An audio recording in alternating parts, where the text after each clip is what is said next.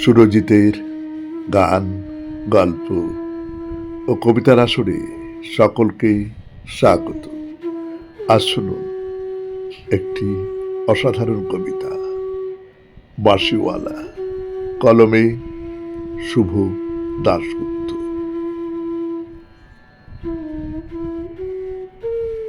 এক বাঁশিওয়ালা এসেছিল, তখন ফাল্গুন মাস।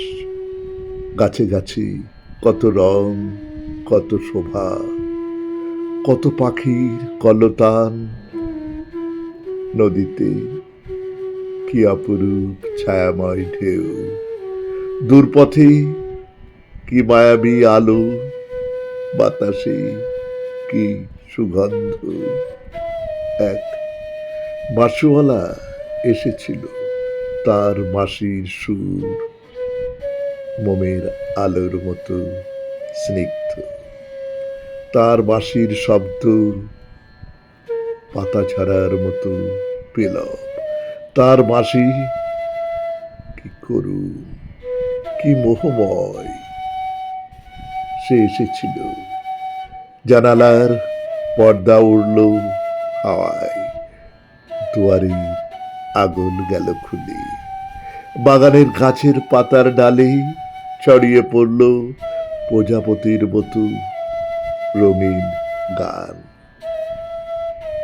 আমার তখন অনেক কাজ, অনেক ঘর সংসার, সমাজ, পরিবার, দায় দায়িত্ব, অনেক অনেক। মনটা আনচান করে উঠল। ভেতর থেকে কে যেন ঠেলা লাগালো, যাও যাও, দেরি করো না। কিন্তু আমার দেরি হয়ে গেল। আমার পুজো, আমার গেরস্থালি, আমার কর্তব্য, আমার নিত্যদিনের 717 ঝামেলা, আমার দেরি হয়ে গেল।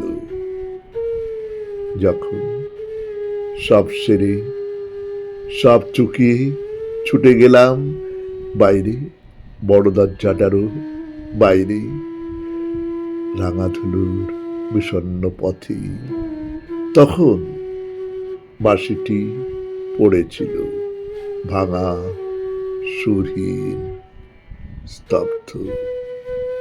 গোধূলির সোনালি আলোয় বাঁশিটিকে মনে হলো যেন এক ছড়া পাতা বুঝি। আমি আমার সবটুকু দিয়ে বাঁশিওয়ালাকে খুঁজলাম।